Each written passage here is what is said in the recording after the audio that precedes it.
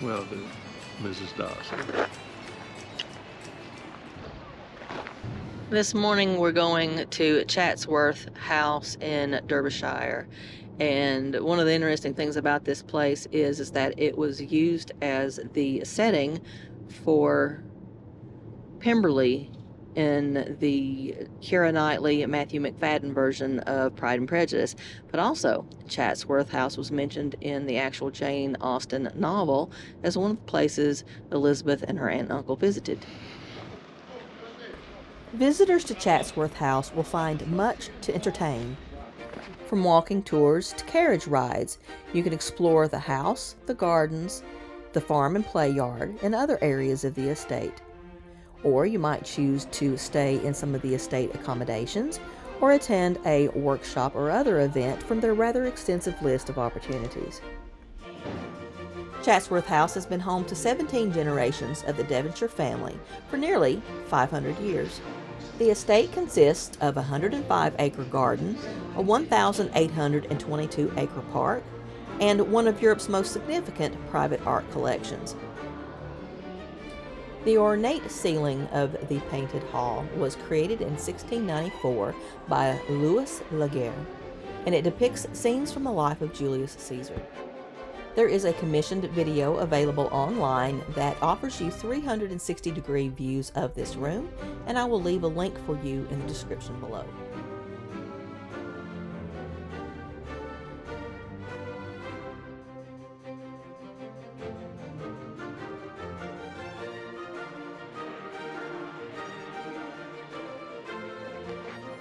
The chapel was built between 1688 and 1693. The altarpiece, constructed of alabaster, was carved by Chatsworth master carver Samuel Watson. The focal point of the altarpiece is a painting titled The Incredulity of St. Thomas by Antonio Verrio. The ceiling once again being painted by Louis Laguerre.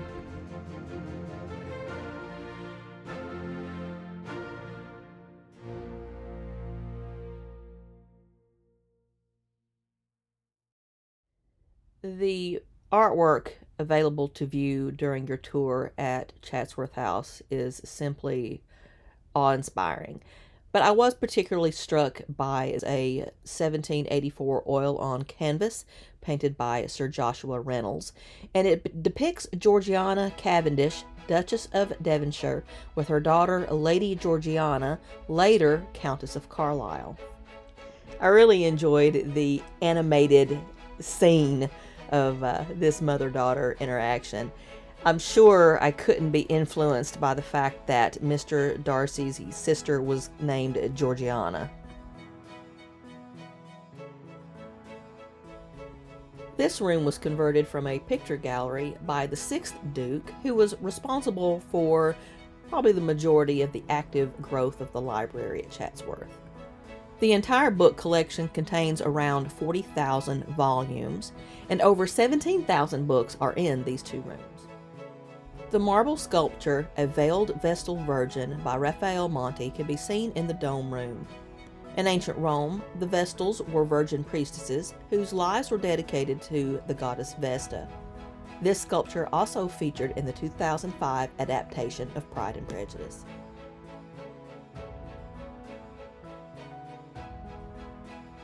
Movie fans may also recognize The Wounded Achilles by Filippo Albacini while you are admiring the other works of art in the sculpture gallery.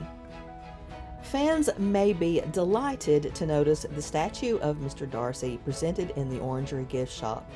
This sculpture was created by Nick Dutton from resin mixed with marble dust as a prop for the 2005 film. Sculpture signage asks visitors to retain your sensibilities and refrain from kissing the statue.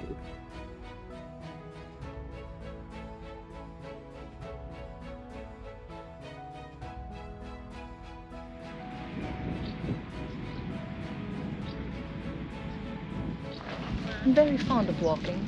Yes, I know. And what shall I call you when I'm cross? Mrs. Darcy? No. You may only call me Mrs. Darcy when you are perfectly, completely, and incandescently happy. Well, Mrs. Darcy.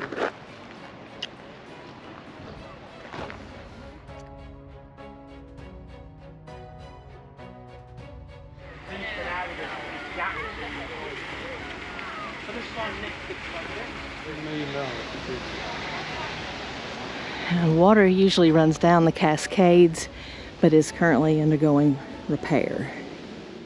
The day that we were at Chatsworth, they had a group of young students who looked to be elementary school aged, who were part of the were taking over day, where they acted as tour guides and were giving information on different locations of the estate. And it was very, very enjoyable to see these young people. One young man was very enthusiastic. He's coming up to us with his one of his compatriots, and they're like, can we tell you about the Cascade? And we're like, sure. And so he had his little card, and he pulled it out, and he was telling us, reading it and telling us about it. And we thanked him, and he was like, sure. And he and his friends were walking off and talking about how many people they had talked to that day. And it was just really, it seemed like it was just a really effective and enjoyable program for the young people, and it was for us too.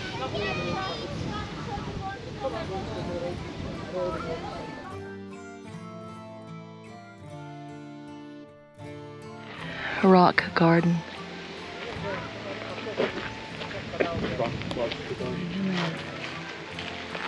You know me and trees. Yeah, I know you and trees. You know me and rocks.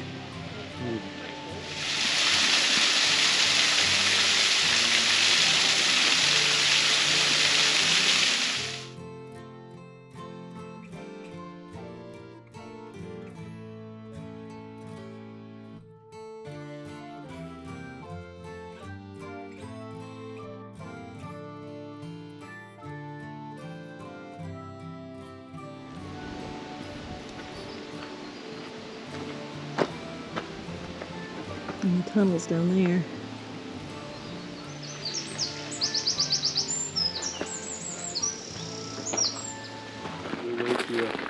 That's what sort of maze this is.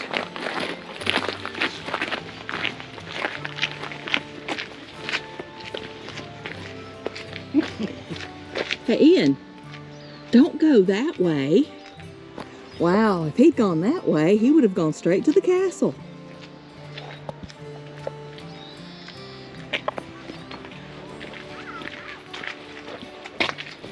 I'm gonna get completely lost. Hey!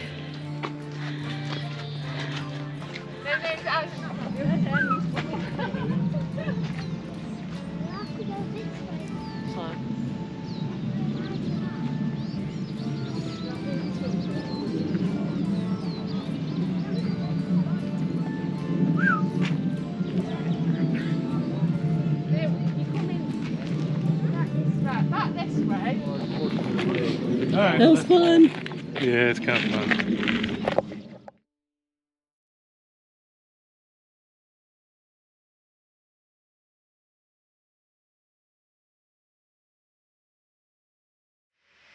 When I get back home to the States, I need to watch Disney's Braveheart with Mel Gibson again, Monty Python and the Holy Grail, Pride and Prejudice, and probably also Maid of Honor with Patrick Dempsey. I thoroughly enjoyed getting to immerse myself in my memories of Pride and Prejudice, as well as enjoying the beauty of Chatsworth House.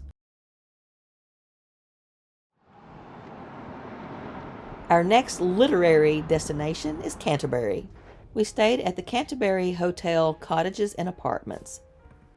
We arrived too late in the day to actually be able to go on a tour of the Canterbury Cathedral, but we were still able to walk the grounds. Canterbury and Canterbury Cathedral were on my travel wish list because of its connection to Geoffrey Chaucer's Canterbury Tales. This epic poem was written between 1387 and 1400 and is about a group of pilgrims making their way to Canterbury Cathedral from Southwark to see the shrine of St. Thomas Becket. This is like a movie scene. It looks like something from Harry Potter.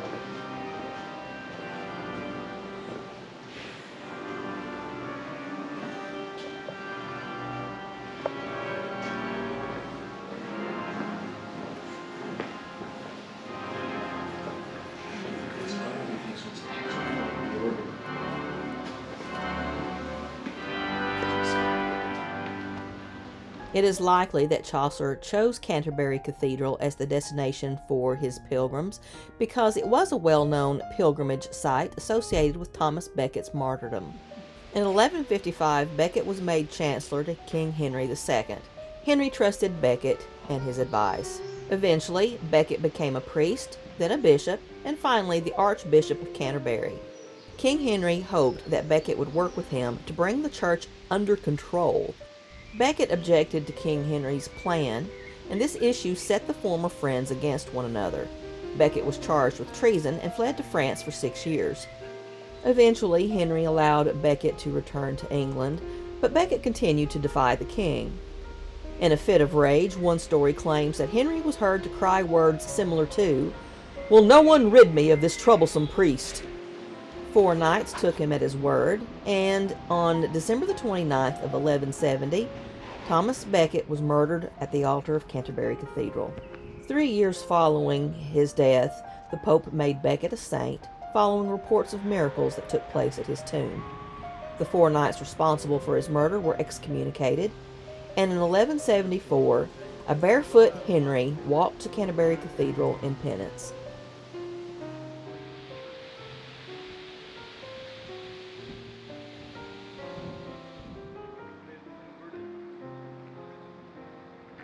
With our personal Canterbury pilgrimage complete, tomorrow's adventure will include a trip to the White Cliffs of Dover, as well as to see the Grand Shaft.